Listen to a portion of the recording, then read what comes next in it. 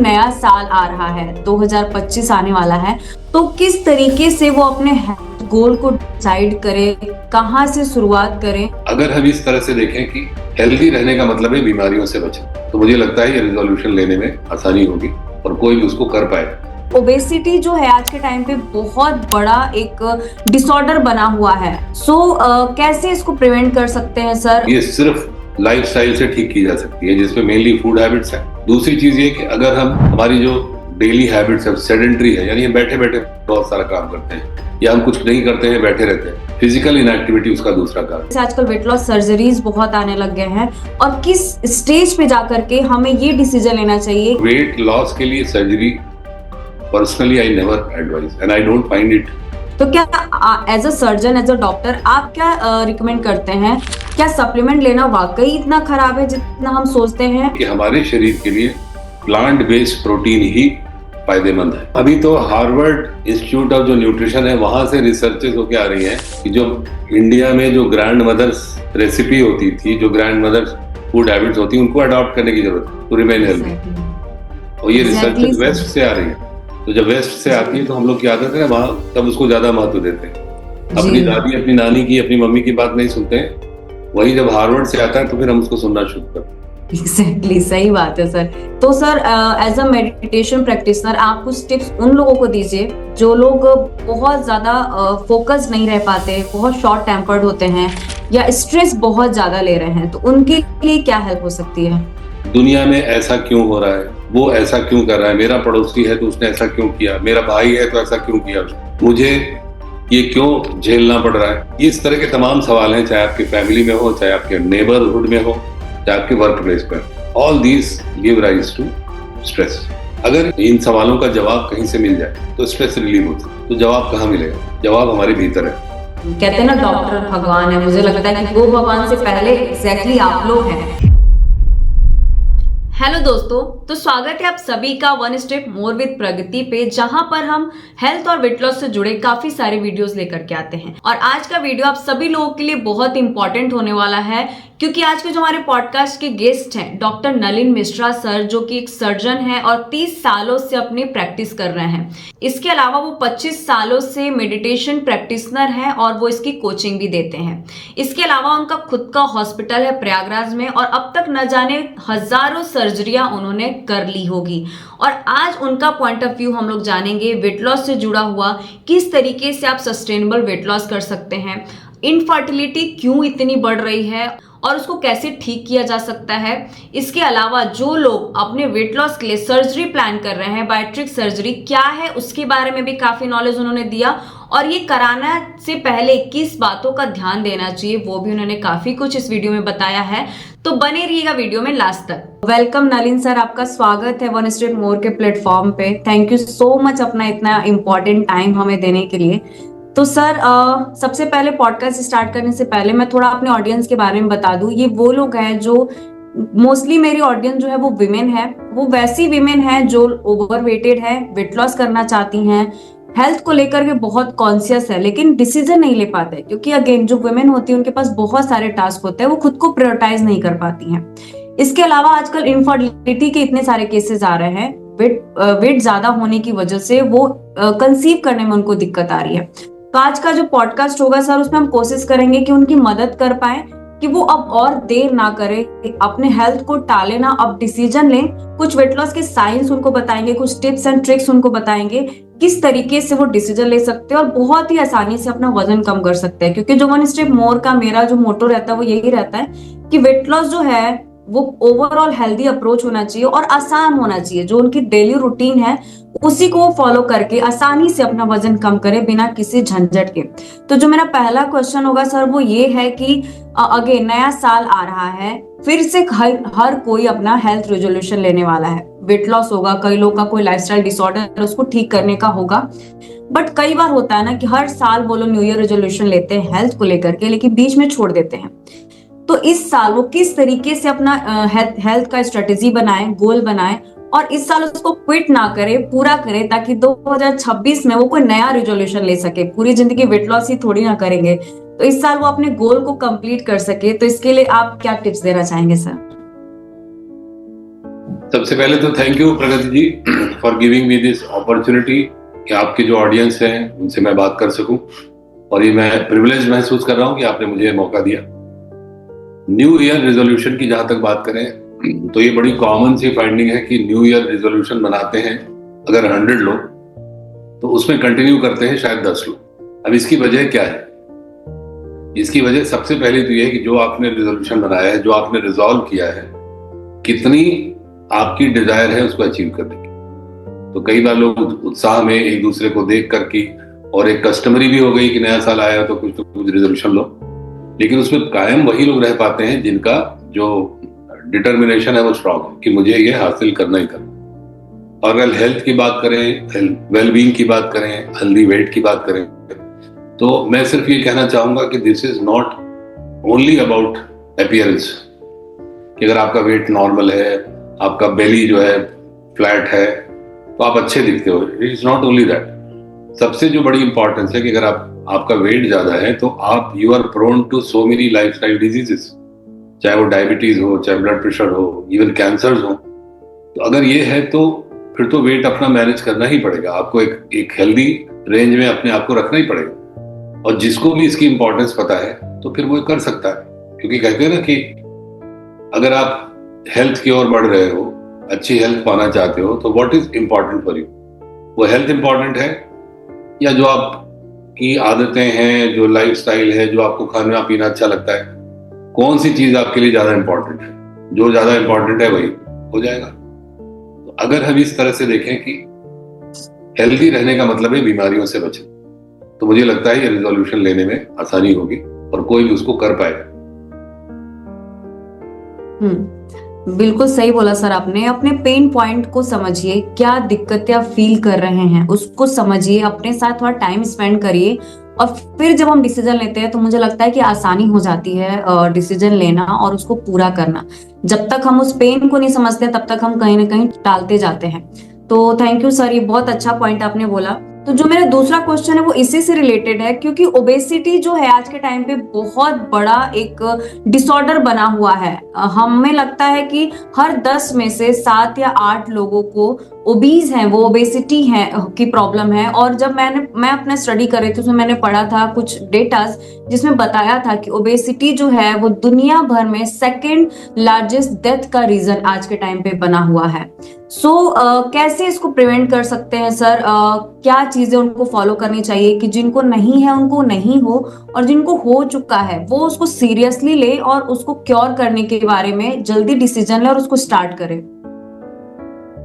Yes, ये बहुत ही important question है। और ओबेसिटी जो है एक हेल्थ चैलेंज है किसी भी कंट्री के लिए, स्पेशली हमारे देश के लिए, इंडिया के लिए तो बहुत बड़ा चैलेंज है।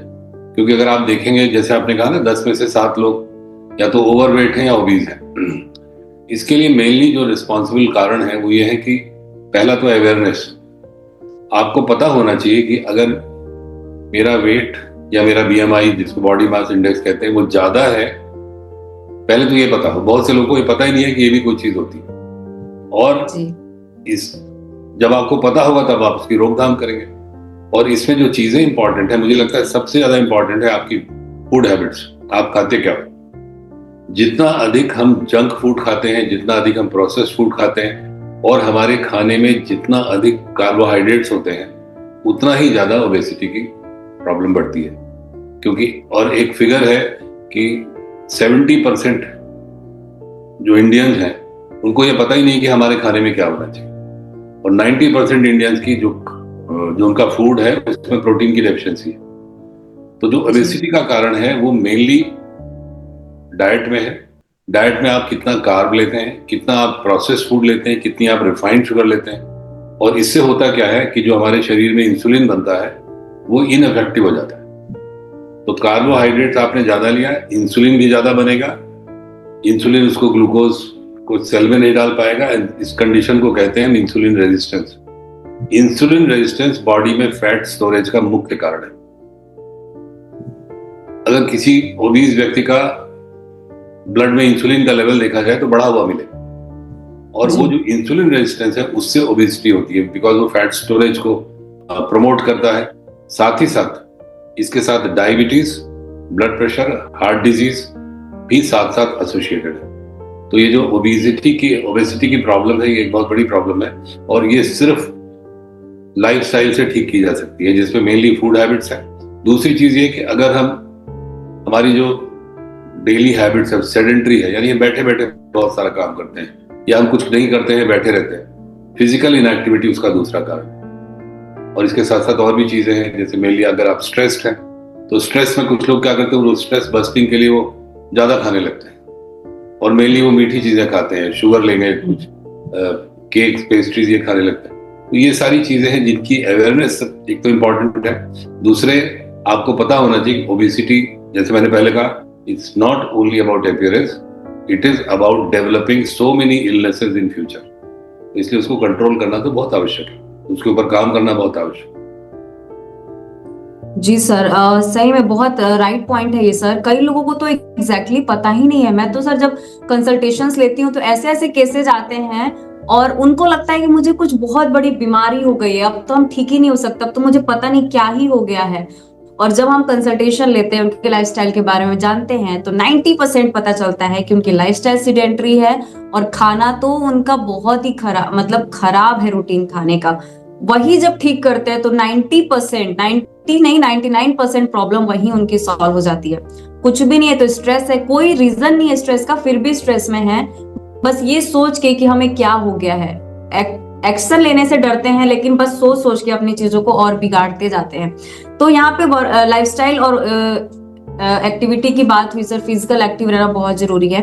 तो क्या लाइफस्टाइल सही कर लेने से, डाइट सही कर लेने से, एक्टिव रह जाने से ही ओबेसिटी का क्योर हो सकता है, या लोग बहुत ज्यादा ओबेसिटी लेस फेज 3 में आ गए हैं तो इससे सही हो सकता है, या उनको कोई मेडिकल ट्रीटमेंट की भी जरूरत होती है? जैसे आजकल वेट लॉस सर्जरीज बहुत आने लग गए हैं, और किस स्टेज पे जाकर के हमें ये डिसीजन लेना चाहिए कि अब कोई मेडिकल ट्रीटमेंट लेना है या कोई सर्जरी करानी है, या वो लाइफस्टाइल को ही ठीक करके इसको मैनेज कर सकते हैं काफी हद तक? ये बहुत अच्छा क्वेश्चन है प्रगति।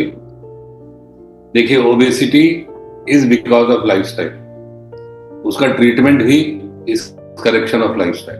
अगर ओबेसिटी के लिए कोई दवाओं पर डिपेंड करता है, सर्जरी पर डिपेंड करता है, तो ये बहुत वाइज सोच नहीं है, क्योंकि मेडिसिन से ओबेसिटी नहीं ठीक होती।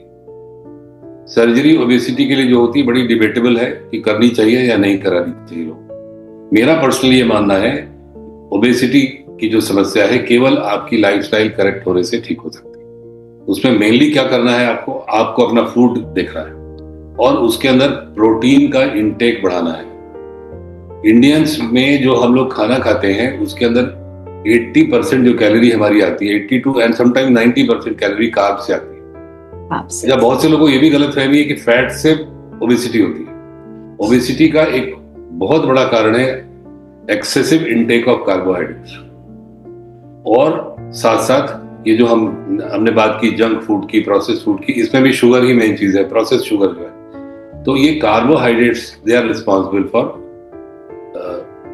ओबेसिटी और ओवरवेट। और एक चीज और होती है ना कि जब आप इस तरह से कार्ब्स खा रहे होते हो तो हमारे शरीर को प्रोटीन चाहिए होती है। प्रोटीन को कहते हैं, protein is priority number 1 for body, क्योंकि प्रोटीन जो वर्ड बना है वो एक ग्रीक वर्ड प्रोटियोस से बना है, जिसका नंबर ही होता है नंबर 1। हमारी बॉडी की जो प्रायोरिटी है दैट इज प्रोटीन, और वो प्रोटीन ही कम है हमारे डाइट में। तो एक चीज क्या होती है ना, आपने अगर प्रॉपर खाना खा लिया तो आपको फीलिंग होती है सैटिस्फैक्शन की भाई अब हो गया। और ये हो गया का सिग्नल कहां से आता है? आपके शरीर के अंदर से आता है, आपकी गट से आता है। और अगर हमने प्रोटीन नहीं लिया है तो बॉडी बार बार डिमांड करती है। इसलिए आप देखोगे जो लोग इस तरह का खाना खाते हैं उनके हंगर पैंग्स भी ज्यादा होते हैं, उनको जल्दी जल्दी कुछ खाने का मन होता है। अगर हम इसमें एक सिंपल सा चीज कर दें, हम अपने डाइट में प्रोटीन बढ़ा दें और कुछ ऐसा करें कि कार्बोहाइड्रेट जो हमें 80-90% है उसको हम घटा के 40 to 50% कर दें, और प्रोटीन 30 to 40% कर दें। जो कैलोरी इंटेक हमारा है उसका हम रेशियो बता रहे हैं। ऐसा करें कि 40 से 50% कैलोरी तो कार्बोहाइड्रेट से आए और 30 से 40% कैलोरी प्रोटीन से आए। तो आप देखोगे कि बहुत तेजी से हमारा वेट मैनेज होने लगता है बाय सिंपल जस्ट 1 स्टेप। इसकी वजह क्या है?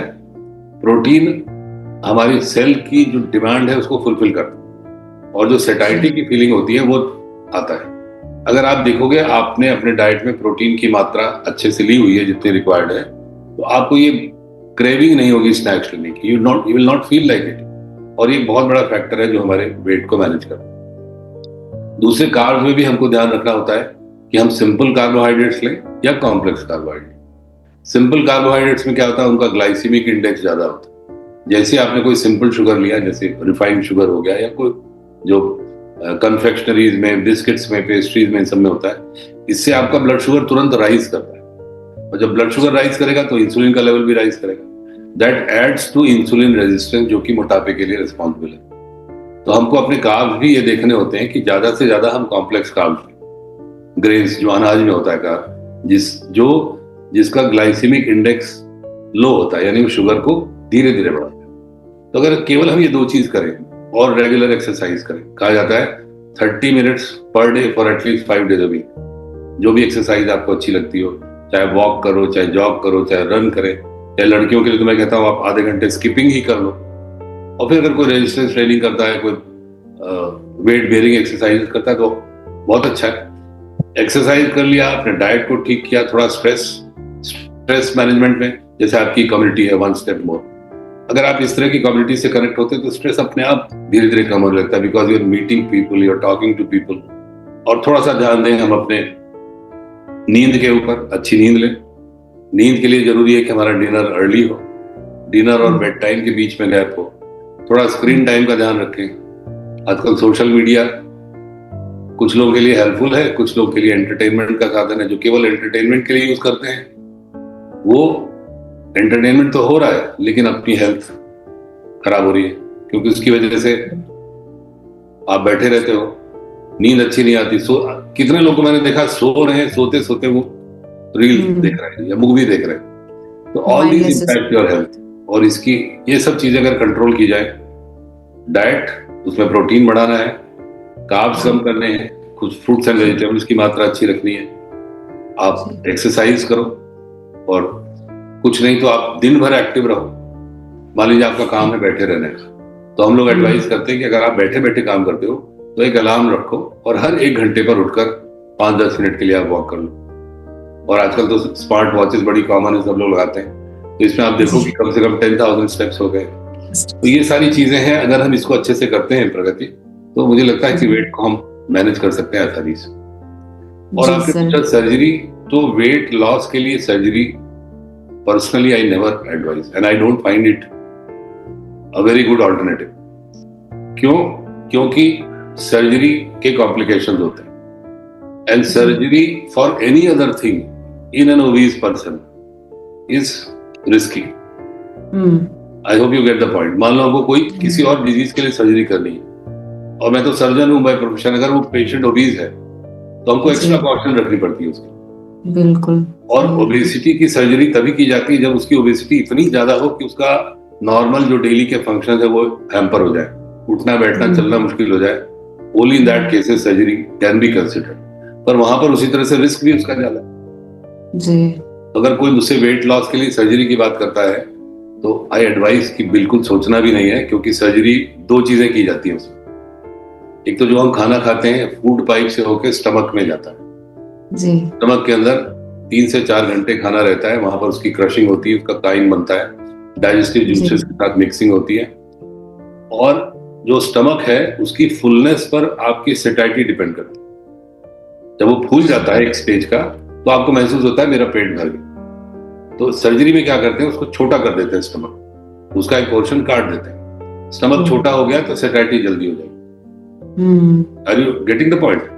हाँ, यस सर। स्टमक को आपने काट दिया, आधा कर दिया, अब थोड़ा स्टमक छोटा हो गया, बच्चे के स्टमक डिमांड कम, तो जल्दी से भर जाएगा। दूसरा, आगे चलकर स्मॉल इंटेस्टाइन में एब्जॉर्प्शन होता है न्यूट्रिएंट्स, तो वो स्मॉल इंटेस्टाइन को काट दिया जाता है, जिससे कि ज्यादा फैट, ज्यादा ग्लूकोज एब्जॉर्ब ना होने पाए। तो ये सर्जरी फंडामेंटली ही अननेचुरल है। अगर आप ऐसा कर रहे हैं तो ऐसा नहीं कि इसका इम्पैक्ट बॉडी पर नहीं होगा। एंड मोर ओवर, ये सब कर देने के बाद फिर आपको ये सलाह दी जाती है कि जो लाइफस्टाइल चेंजेस हैं, जो अपने फूड हैं, उसको स्ट्रिक्टली फॉलो कीजिए। वो तो करना ही है लास्ट में। इतना घूम फिर के अगर वही आना है तो why not avoid the surgery, और पहले से वही आपका एग्जैक्टली सर। मतलब in my opinion is out of question for weight loss. Yes sir, मतलब सुन के ही काफी पेनफुल लग रहा है, और मैं इमेजिन कर पा रही हूँ कि जो लोग सोचते हैं या कराते हैं कितने पेन में रहते होंगे वो। और ये तो कोई लॉजिक ही नहीं मुझे समझ में आया, जब वही अगेन जो आपने बताया कि बाद में जाकर के वही करना है तो पहले से ही वही कर लो, ज्यादा बेटर होगा। इतना पेन सहने की और इतनी चीजें करने की जरूरत नहीं है। और एक टाइम के बाद लाइफ भी, बॉडी भी सिग्नल देने लगती है, तो आप वहीं पे खुद के बॉडी को समझिए और डिसीजन लेना शुरू कर दीजिए। और एक चीज और बताना चाहेंगे प्रगति जी कि जी सर्जरी में एक लाइपोसक्शन बड़ा कॉमन है, जहां पर ये जो एब्डोमेन का फैट है उसको सक कर लिया जाता है। इसमें भी this is a temporary thing. अगर आप अपनी फूड हैबिट्स नहीं बदलेंगे, आप अपनी एक्टिविटी लेवल नहीं बढ़ाएंगे, तो वो वापस आ जाना है। तो व्हाई Worse भी हो समथिंग सकता व्हिच इज सो टेम्पररी। जी लाइपोसक्शन ऑल्दो सर्जरी नहीं है, लेकिन उसको भी उसमें इंक्लूड कर सकते हैं हम लोग, बिकॉज इट्स मेडिकल प्रोसीजर है। और वो केवल आपका ओवरऑल ओबेसिटी नहीं कम करता, वो जो बेली फैट है वो भी अंदर का नहीं, बाहर वाला। Okay, oh my God. मतलब बस ऊपर से जैसा प्लास्टिक सर्जरी करके हम लोग चेहरा चेंज कर देते हैं, मुझे कुछ ये वैसा ही साउंड कर रहा है कि ऊपर से अच्छा लगेगा, अंदर से बहुत वो होने वाला है। सो हाईली रिकमेंड कि आप लोग सर्जरी के बारे में ना सोचें। खान पान पर, लाइफस्टाइल पे ध्यान दीजिए, काफी हद तक वहीं पे चीजें सॉल्व हो जाएंगी। तो सर, जैसे आपने प्रोटीन के बारे में बताया, प्रोटीन बहुत कंट्रोवर्शियल टॉपिक है। हम सब जानते हैं कि प्रोटीन खाना चाहिए, बट आज भी उतनी अवेयरनेस नहीं है। अगर मैं बाकी दुनिया की ना बात करूं, मैं अपनी फैमिली में बात करूं, अगर मैं अपने पापा को बोलती हूँ कि बीन्स वगैरह ऐड ऑन करिए, थोड़ा सा सोया वगैरह ऐड ऑन करिए, तो उनको ऐसा लगता है कि रोज कौन ये सब चीजें खाता है। उनको ग्रीन्स, हरी सब्जियां खिला दो या रोटी वगैरह दे दो, वो उसी में खुश रहते हैं। बहुत हुआ तो दाल खा लेते हैं। बट सर, हमें पता है कि जो हम लोग, लेट्स से मैं वेजिटेरियन हूँ, प्रोटीन सोर्सेस काफी कम हो जाते हैं, और जिसमें है उसकी भी एक लिमिट होती है। क्योंकि अगर लेट्स से दाल खा रहे हैं, उसकी भी एक लिमिट है, क्योंकि प्रोटीन के साथ उसके अंदर हाई कार्ब्स भी आ रहा है। आजकल सत्तू को लोग बहुत कंसीडर कर रहे हैं, तो अगर हम लोग सत्तू एड ऑन करते हैं बहुत ज्यादा मात्रा में, तो जितना प्रोटीन आता है उसका डबल ट्रिपल हम कार्ब्स का भी इंटेक उसके साथ करते हैं। क्योंकि जो वेजिटेरियन फूड सोर्स है, मुझे ऐसा लगता है उसके अंदर कार्ब्स ज्यादा होता है किसी अलग न्यूट्रिशन के उस कंपेयर में। तो एज अ वेजिटेरियन अभी हमारे पास दूसरा ऑप्शन आता है सप्लीमेंट का। बट आज के टाइम पे लोग को लगता है कि नहीं, हम भले दुनिया भर की मेडिसिन ले लेंगे, बस सप्लीमेंट लेना वो नहीं चाहते। वो भले घर के बाहर जाकर के वीकेंड्स पे बहुत सारे गोलगप्पे खा लेंगे, मिठाइयाँ खा लेंगे, उस टाइम वो उसके साइड इफेक्ट्स नहीं सोचते हैं। लेकिन सप्लीमेंट लेने के टाइम पे वो जरूर एक बार कहते हैं कि हम सप्लीमेंट नहीं ले सकते, घर का खाना खा सकते। तो क्या as a surgeon, as a doctor, आप क्या रिकमेंड करते हैं? क्या सप्लीमेंट लेना वाकई इतना खराब है जितना हम सोचते हैं? और किस तरीके से वो चूज कर सके कि सप्लीमेंट लेते समय किन बातों का वो ध्यान रखे ताकि सही तरीके का सप्लीमेंट, क्योंकि मार्केट में बहुत सारे सप्लीमेंट्स के ब्रांड्स अवेलेबल हैं, हमें पता नहीं है। एज अ नॉर्मल पर्सन हमें नहीं पता कैसे सेलेक्ट करें। तो थोड़ा सा सप्लीमेंट के बारे में सर आप बताइए कि क्या ले सकते हैं और लेते समय किन बातों का ध्यान रखना चाहिए। तो आपके क्वेश्चन में प्रगति 2-3 इसके हिस्से हैं, तो I will take every portion one by one. सबसे पहले जैसे आपने अपने पापा की बात की कि वो कहते हैं मैं इतना ही काफी है, रोटी दाल चावल मैं खाऊंगा और अलग से प्रोटीन नहीं लूंगा।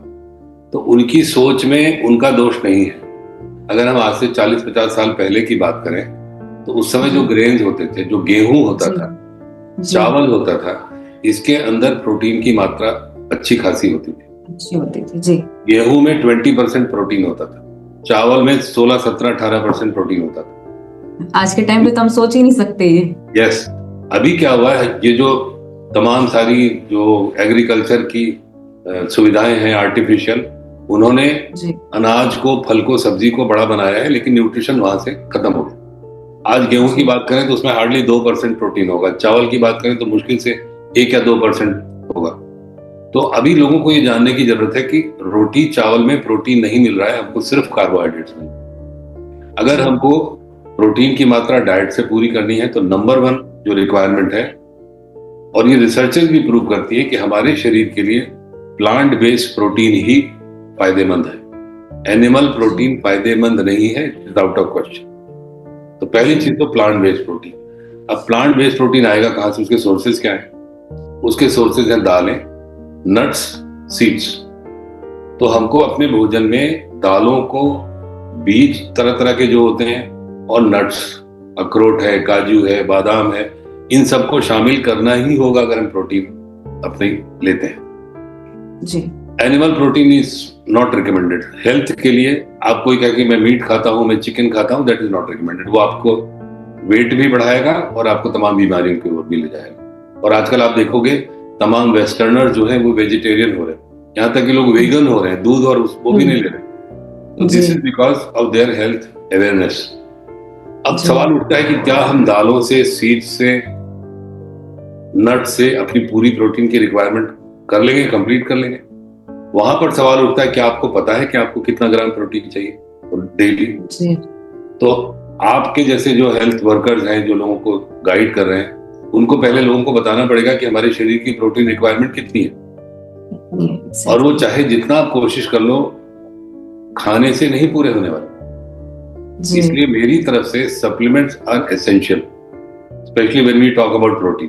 प्रोटीन तो हमको ऊपर से लेना ही होगा, लेकिन फिर दूसरा सवाल आता है कि बहुत सारे लोग सप्लीमेंट्स क्यों नहीं लेना चाहते। तो वहां पर एक तो यह है कि भाई अवेयरनेस नहीं है, दूसरी चीज उनको इस बात का शक है कि जो हम लेने जा रहे हैं क्या ये वाकई इसके अंदर उतना वैल्यूएबल प्रोटीन है कि नहीं। और इस शक में मैं उनके साथ आई विद देम। अगर मेरे भी सामने कोई रखा जाए तो I can not accept that supplement as such. उसमें मुझे देखना होगा कि इसके अंदर सबसे पहले तो उसका लेबल चेक करना पड़ेगा कि इसमें कितना प्रोटीन मुझे मिल रहा है, कितना कार्बोहाइड्रेट मिल रहा है। अगर हम कोई ऐसी प्रोटीन प्रिपरेशन ले रहे हैं जिसमें 20% प्रोटीन है और साथ में 80% कार्बोहाइड्रेट है, तो उससे अच्छा तो हमारी रोटी दाल है, तो लेने की जरूरत नहीं अलग से, बिकॉज हम फिर से लोड कर रहे हैं अपने शरीर को विद कार्ब्स। तो हमको ऐसा प्रोटीन सप्लीमेंट, ऐसा प्रिपरेशन देखना पड़ेगा जो जिसके अंदर प्लांट सोर्सेज से डिराइव्ड हो प्रोटीन, जिसके अंदर इस तरह का कॉम्बिनेशन हो कि उसका उस प्रोटीन का एब्जॉर्प्शन अच्छा हो, उसका डाइजेशन अच्छा हो। उसके लिए होता है कि उसमें आपको देखना पड़ेगा कि जो एसेंशियल एमिनो एसिड्स होते हैं वो कंप्लीट है कि नहीं है, उसका डाइजेशन कितना है, उसका एब्जॉर्प्शन कितना है। और सबसे बड़ी चीज है कि वो जो उसकी ट्रेसेबिलिटी होनी चाहिए कि इसके अंदर जो इंग्रेडिएंट्स हैं, जैसे मान लीजिए कोई ऐसा प्रोटीन प्रिपरेशन है जो कहते हैं कि इसके अंदर हमने सोया डाला हुआ, तो उस पर हमें ये भी देखना पड़ेगा कि सोया इन्होंने लिया कहाँ से, व्हाट इज दी ट्रेसेबिलिटी, वो हम कहाँ से कर सकते हैं। तो ऐसा हो कि आपको पता हो कि ये कहाँ से आया है, उसका प्रोसेसिंग कैसे हुई है, क्या उसके अंदर केमिकल्स ऐड किए गए, आई मीन प्लांट सोर्सेज से डिराइव्ड हो, अच्छी उसकी मैन्युफैक्चरिंग हो, साइंटिफिकली उसके जो फैक्ट्स हो, साइंटिफिकली आप उसको प्रूव कर सकते हो। और इस तरह के सप्लीमेंट्स अवेलेबल हैं, इट्स नॉट वेरी डिफिकल्ट। थोड़ी सी आंख खुली रखनी पड़ती है, और अगर आप ढूंढेंगे तो आपको मिल भी जाएगा।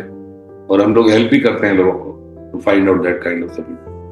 जी एग्जैक्टली सर। इतना हम ध्यान रखते हैं तो मुझे लगता है कि काफी प्रॉब्लम सॉल्व हो सकती है। जी बिल्कुल सर। और जैसे पहले क्या था ना, मुझे सप्लीमेंट, प्रोटीन सप्लीमेंट खास करके उसके बारे में सिर्फ इतना पता था कि ये वो लोग लेते हैं जो जिम जाते हैं, उनको अपनी बॉडी फुलानी होती है। मसल गेन नहीं जानते थे हम लोग कुछ भी, ये जानते थे कि उनको बॉडी फुलानी है, इस वजह से वो प्रोटीन सप्लीमेंट लेते हैं। तो एक तो ये भी कहीं ना कहीं मिथ है दिमाग में बैठा हुआ। और दूसरा कि शुगर लोडेड भी आजकल प्रोटीन के सप्लीमेंट्स बहुत आ रहे हैं फ्लेवर्स एड ऑन करने के चक्कर में। तो उनको ये भी चेक करना चाहिए कि उसके अंदर कोई भी एडेड शुगर ना हो, नेचुरल सोर्सेज जैसा आपने बताया। तो इससे बहुत उनको हेल्प मिलेगी, जैसा आपने बताया कि क्यों सप्लीमेंट लेना चाहिए। और ये वो यहाँ से डिसाइड कर पाएंगे कि किस तरीके से वो बेहतर प्रोडक्ट्स की तरफ जा सकते हैं। तो सर जैसा हम लोग बात कर रहे थे खाने की हैबिट के बारे में, तो सर मैं आपके बारे में थोड़ा सा जानना चाहती हूँ, आपको होती क्रेविंग्स? नहीं होती, क्योंकि मैं ब्रेकफास्ट में मेरे अच्छा प्रोटीन होता है, लंच में मैं ठीक से प्रोटीन लेता हूँ, और डिनर बिल्कुल हल्का होता है, उसमें भी protein. 25% of my meal is from protein. हमारी जो प्लेट होती है उसका 1/4 प्रोटीन होता है, तो उसकी वजह से बीच में क्रेविंग नहीं होती। और खाने के लिए कहा जाता है कि जब तक भूख न लगे खाना मत खाओ, तो मैं उसको भी फॉलो करता हूँ, जब भूख लगती है तभी खाना खाता हूँ। अच्छा ओके। तो आप आउटसाइड फूड नहीं खाते? लोगों ने अपना शेड्यूल बना रखा है ना कि इतने बजे ब्रेकफास्ट, इतने बजे लंच, इतने बजे तो बहुत शेड्यूल से चलना बहुत बुद्धिमानी नहीं है। You should wait for signal from your body कि अब वो डिमांड कर रही है। डिमांड का मतलब है कि आपको हंगर फील होगी। बीच में अगर आप कुछ खाते नहीं है, इधर स्नैक्स अननेसेसरी नहीं लेते हैं, तो टाइम टाइम पर हंगर आपको महसूस होगी। तो आप आउटसाइड फूड नहीं खाते सर? बहुत कम।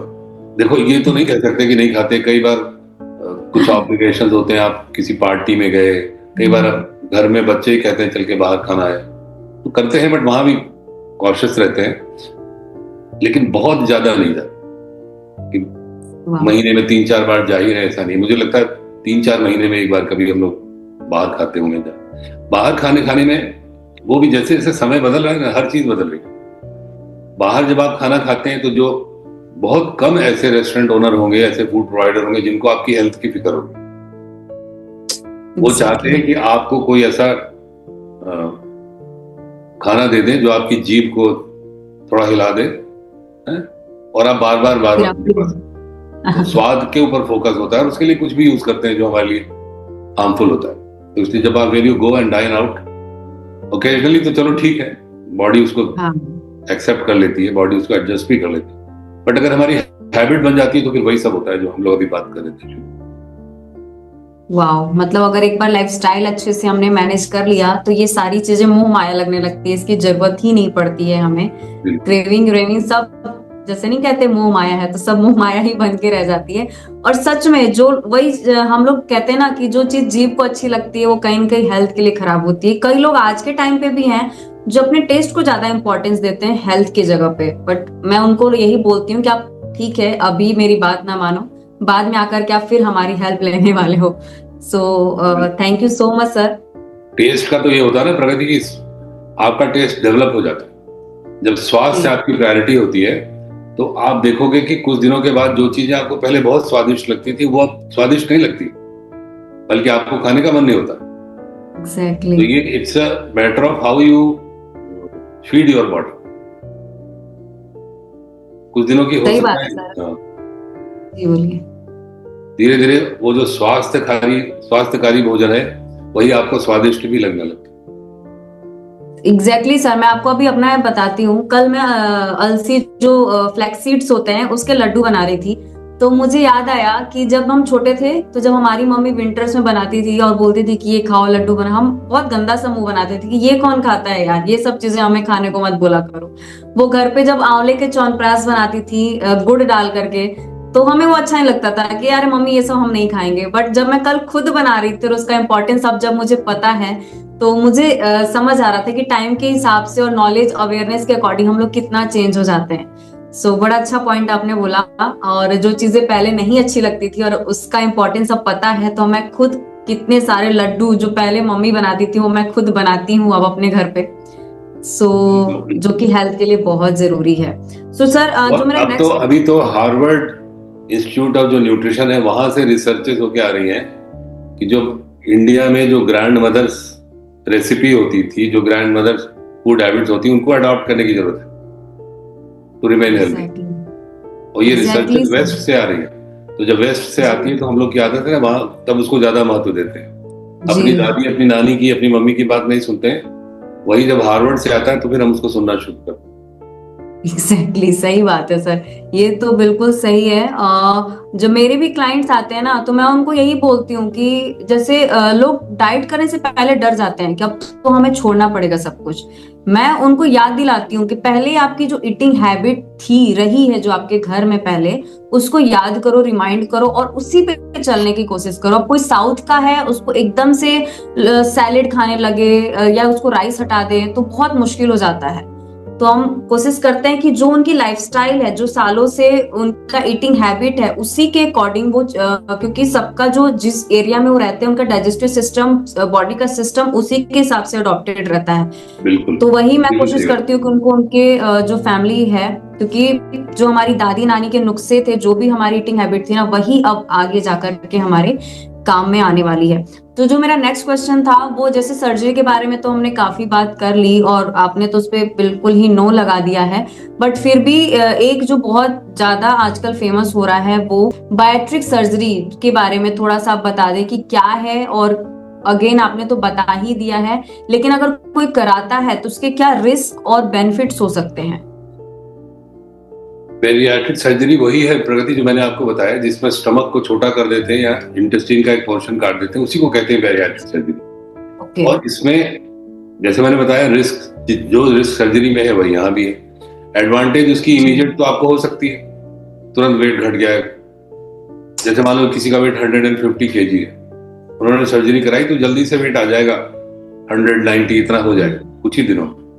लेकिन उसको मेंटेन करने के लिए आपको फिर से लाइफस्टाइल पे ही आना पड़ेगा। तो मेरा ये पर्सनली मानना है कि जब तक वो आपका जो ओबेसिटी है वो सीवियर लेवल की मॉर्बिडिटी में ना बदल जाए। मॉर्बिडिटी का मतलब है कि आप उस ओबेसिटी की वजह से ही आप बिल्कुल बीमार जैसे फील कर रहे हैं, आप खड़े भी नहीं हो पा रहे हैं, चल भी नहीं पा रहे हैं, आपको 2-4 लोगों को मिलकर उठाना पड़ता है, आपको वॉशरूम ले जाना पड़ता है लोगों को पकड़ के। In that case you can consider surgery, but उसके बाद भी वही करना है। तो जो इस तरह के मॉडरेट केसेस होते हैं उनमें सर्जरी की रिक्वायरमेंट नहीं है, unless and until it starts interfering with your daily activity.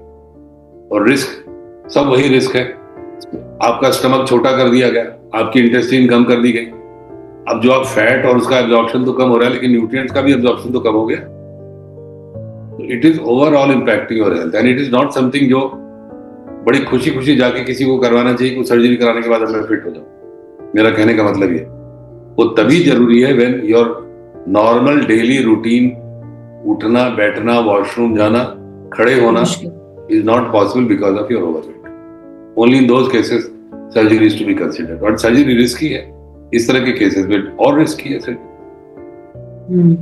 Ji sir, बिल्कुल। तो जो लोग भी सोच रहे हैं शॉर्टकट अपनाने के लिए, वो लोग प्लीज इससे थोड़ा सा अवेयर हो जाइए। थोड़ा सा आपको डरने की जरूरत है और शॉर्टकट पे नहीं जाइए, थोड़ा थोड़ा डेली अपने हैबिट्स को चेंज करते जाइए और एक बड़ा चेंज अपने आप आ जाता है। So big no to any surgeries about weight loss. Absolutely, from my side no, NO to surgery for weight loss. जी, जब इतने बड़े सर्जन जब ये बोल रहा है तो फिर तो हमें उसके बारे में सोचना ही नहीं चाहिए। सो सर, जो मेरा नेक्स्ट क्वेश्चन है वो मेरी जो अपनी ऑडियंस है उसके बारे में है। मेरी जो ज्यादातर ऑडियंस है वो विमेन है, और आज के टाइम पे जब मैं देखती हूँ, जब मैं उनकी केस स्टडीज लेती हूँ, तो आजकल इनफर्टिलिटी की प्रॉब्लम बहुत ज्यादा आ रही है। अगेन मेरे पास काफी लोग आते हैं जो बोलते हैं कि डॉक्टर ने हमें बोला है कि वजन कम करके आओ, और इसी के साथ अगर वो कंसीव कर भी लेते हैं तो मैंने देखा है कि आजकल सी सेक्शन, जो सर्जरी से किया गया डिलीवरी है, वो ज्यादा हो रहा है। पहले हम लोग बहुत कम सुनते थे, हमारी मम्मी नानीज के टाइम पे हम लोग बहुत कम सुनते थे, और अभी तो नॉर्मल डिलीवरी जिसकी होती है उसको बहुत बड़ा मतलब भगवान लाइक वैसा उनको ट्रीटमेंट दिया जाता है। तो क्या रीजन हो सकता है सर, और इसको कैसे प्रिवेंट कर सकते हैं? क्योंकि अगेन सर्जरी जैसा आपने बताया कि उसके बाद रिस्क तो है ही, बहुत सारे उनको देखभाल ख्याल करने पड़ते हैं। तो इनफर्टिलिटी का क्या रीजन है, उसको कैसे ठीक किया जा सकता है? और ये जो सी सेक्शंस हो रहे हैं, मोस्टली आपके पास भी आते होंगे, तो उनको क्या करें वो ऐसी चीजें, क्या प्रैक्टिस करें कि ये उनको ये ना करना पड़े, और नॉर्मल डिलीवरीज, क्योंकि उसके बहुत फायदे हैं। मेरा खुद का नॉर्मल डिलीवरी है और मैंने फील किया है, तो उसकी तरफ ज्यादा जा सके। तो इस क्वेश्चन में 2 चीजें हो गई, एक तो हो गया इनफर्टिलिटी और दूसरा पॉपुलैरिटी या increasing incidence of caesarean section. यही ना 2 चीजें आप जानना चाहती हैं? जी जी। तो दोनों में कुछ चीजें कॉमन है, कुछ चीजें थोड़ी अलग अलग है। इनफर्टिलिटी की अगर बात करें तो उसका सबसे बड़ा कारण है ये जो हम लोगों ने बात करी, ऑप्टिमल हेल्थ का ना होना।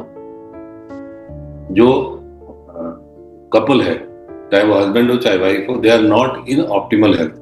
तो जिस तरह से अगर हमारी शरीर ऑप्टिमल हेल्थ में नहीं है तो सारे सिस्टम बेस्ट फंक्शन नहीं करते हैं, उसी तरह हमारा रिप्रोडक्टिव ऑर्गन जो है वो भी they are not functioning best. ये तो एक सिंपल सी चीज होगी। अगर आपका हेल्थ का लेवल अच्छा है तो जो फर्टिलिटी है it's a normal physiological process of body. अगर बॉडी नॉर्मल है तो बॉडी फर्टाइल है, और अगर कपल उनकी मैरिज होती है, वो मिलते हैं, तो pregnancy is a normal thing, right?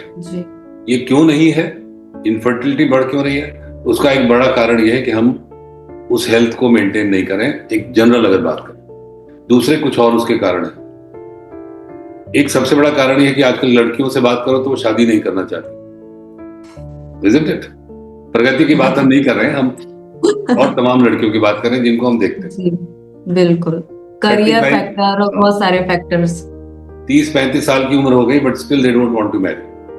तो जितना आप देर से शादी करोगी उतना ज्यादा आपको कंसीव करने के, कंसेप्शन के चांसेस कम हो जाते हैं।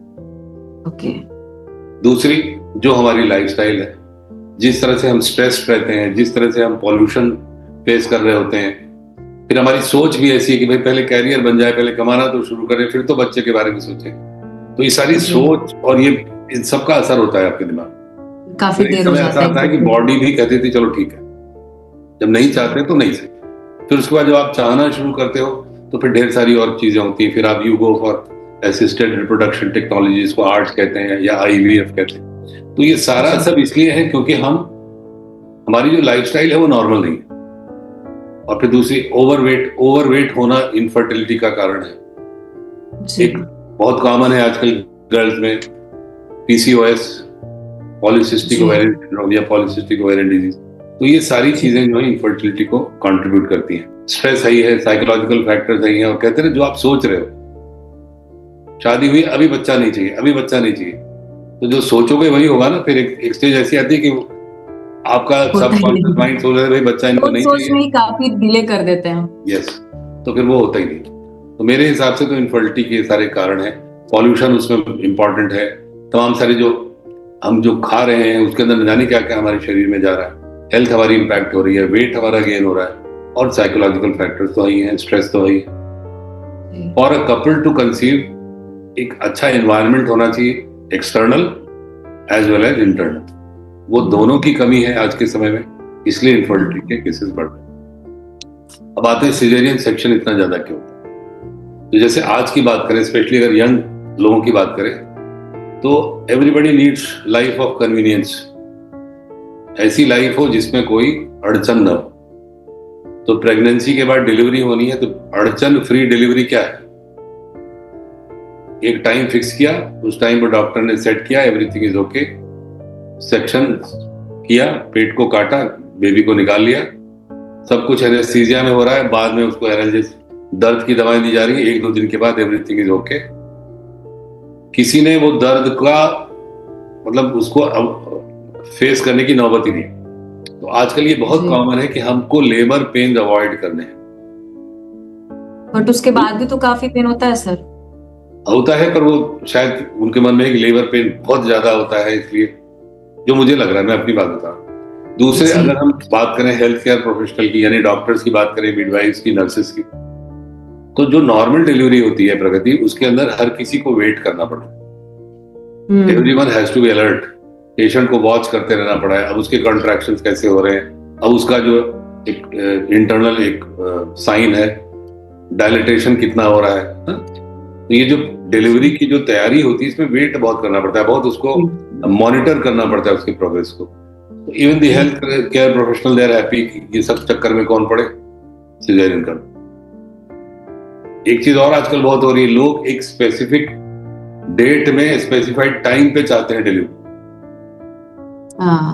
कुछ वो एस्ट्रोलॉजी से देख के आते हैं, अगर इस टाइम पर बच्चा होगा तो उसको ये होगा। हर जगह हमारे जो ह्यूमन एंडेवर है, it is focused eight defying the nature. हालांकि कुछ होता नहीं है, ह्यूमन कभी नेचर को डिफाइन नहीं करता। सबने कोविड में देख लिया ना कि कितनी आपकी ताकत है, लेकिन फिर भी हमारी कोशिश वही रहती है।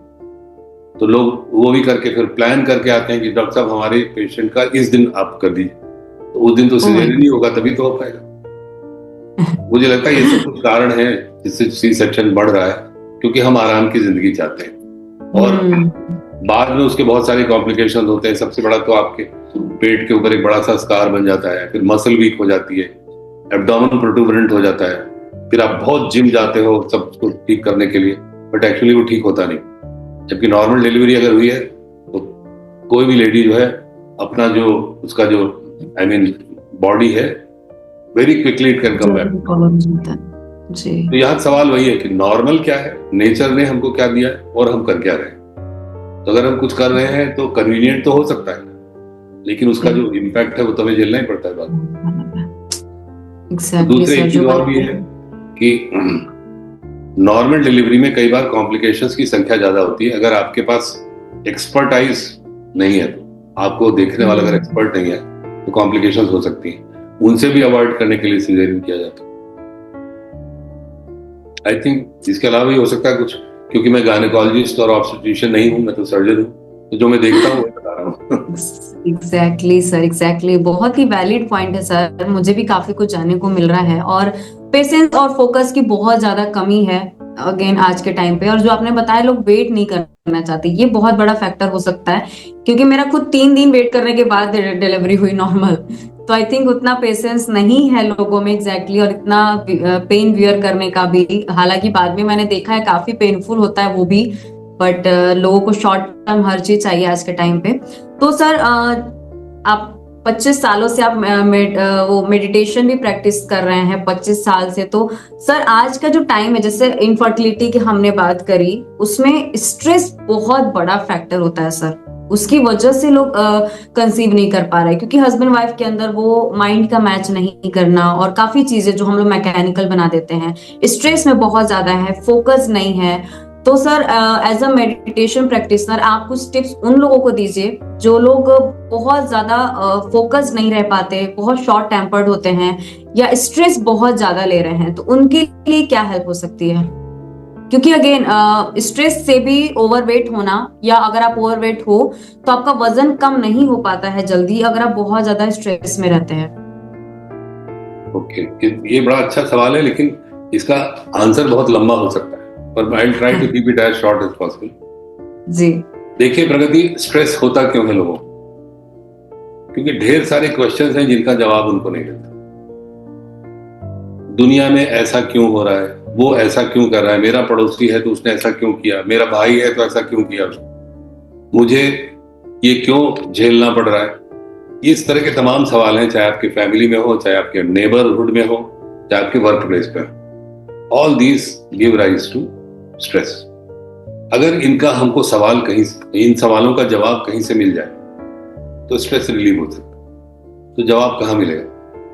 जवाब हमारे भीतर है। कहा जाता है ना, जो यूनिवर्स को चला रही है जो सोर्स, वो सोर्स हमारे भीतर भी है। तो जो यूनिवर्स में सोर्स है उसको ढूंढना थोड़ा कठिन है। कहाँ ढूंढेंगे?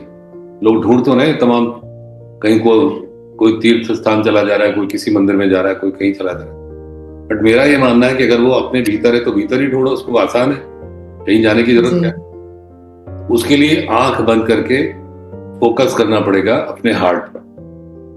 जो मेडिटेशन की टेक्निक मैं यूज करता हूं उसको हार्टफुलनेस मेडिटेशन कहते हैं। तो जब हम हार्ट की ओर अटेंशन ले जाते हैं, उससे कनेक्ट करने का प्रयास करते हैं, तो इस प्रैक्टिस से, जिसमें थोड़ी आपको हेल्प भी मिलती है, गाइडेंस, जो आपका गाइड होता है वो हेल्प करता है, तो एक ऐसा समय आता है कि आप हार्ट में उस सोर्स को फील करने लगते हैं।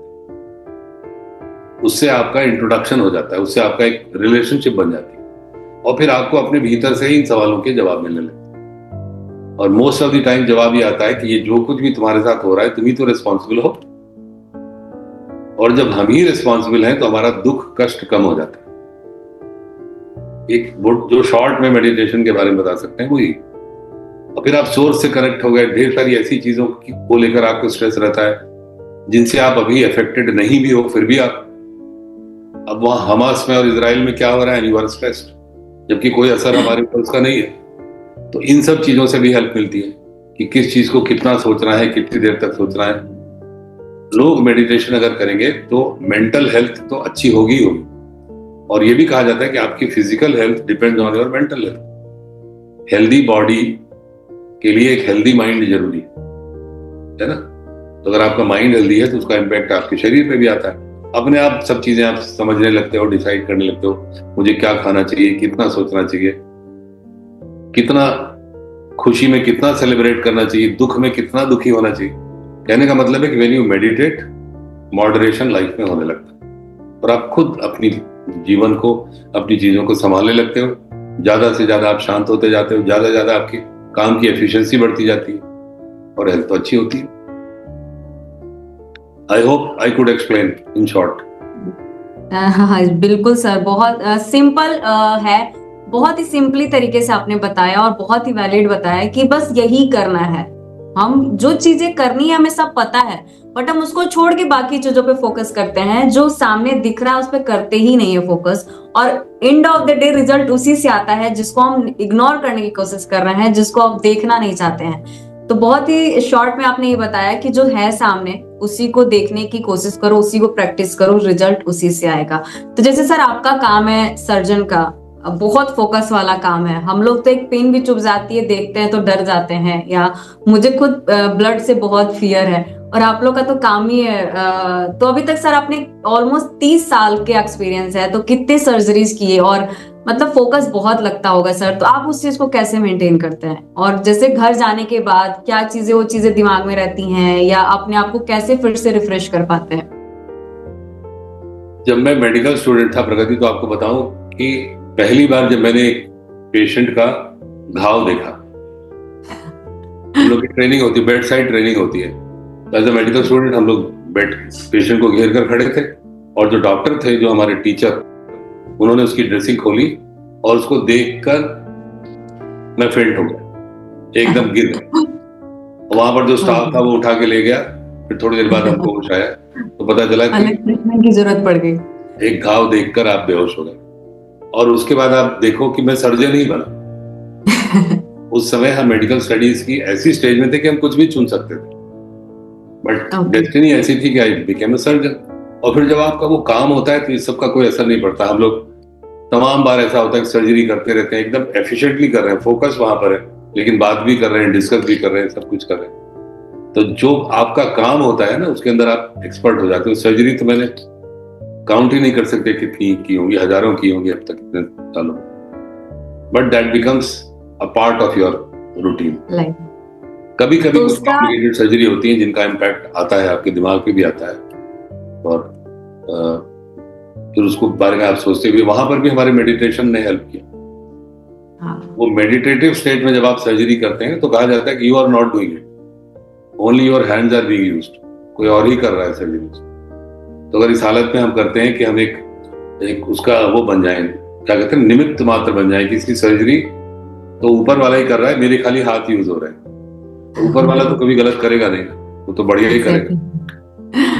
एग्जैक्टली गूज बम्स आ रहे हैं आपका ये बात सुन के। एग्जैक्टली मतलब मैं सोच पा रही हूँ कि कैसे, कितना टफ है, इतना इजी भी नहीं है, बट हाँ जब आप करते हैं तो कर लेते हैं, बट फोकस रहना और उसका अपने पर्सनल लाइफ में इम्पैक्ट नहीं आना सच में। और हम लोग तो आप लोगों को भगवान ही मानते हैं। जब मेरी डिलीवरी हुई तो मैंने तो डॉक्टर के सामने हाथ जोड़ लिए थे कि आप लोग नहीं होते तो हमारा पता नहीं क्या होता। मतलब इतनी टफ से टफ सिचुएशन से आप लोग हमें निकाल लाते हैं। तो थैंक यू सो मच इस वर्ल्ड में रहने के लिए और एग्जिस्ट करने के लिए। वरना इस दुनिया का, कहते हैं ना डॉक्टर भगवान है, मुझे लगता है कि वो भगवान से पहले एग्जैक्टली आप लोग हैं। आप लोग नहीं होते तो वहां भगवान कुछ करे उसके पहले तो पता नहीं हमारा क्या हो जाता। So thank you so much sir. बस थोड़े और कुछ questions. Thank you, it was very nice talking to you. एक और मेरा लास्ट क्वेश्चन है, उसके बाद हम लोग इस पॉडकास्ट को वाइंड अप करेंगे। जस्ट वैसे तो हमने काफी बात कर ही ली है, बट कोई ऐसी 3 टिप्स जो आप मेरे ऑडियंस को देना चाहते हैं, जो उनका वेट लॉस स्ट्रेटेजी में, मतलब सस्टेनेबल वेट लॉस, ऐसा नहीं वेट लॉस तो लोग कर ही लेते हैं, मेरे पास काफी क्लाइंट आते हैं बोलते हैं कि हमने 10 किलो कम कर लिया है, वो तो हो ही जाता है, बट एक sustainable healthy approach, holistic approach के साथ वो कर पाए अपना वेट लॉस, उसके लिए कोई 2 या 3 टिप्स अगर आप उनको दे दें। सबसे पहली चीज है आपका भोजन। Don't go for any crash diet, crash diet will not help.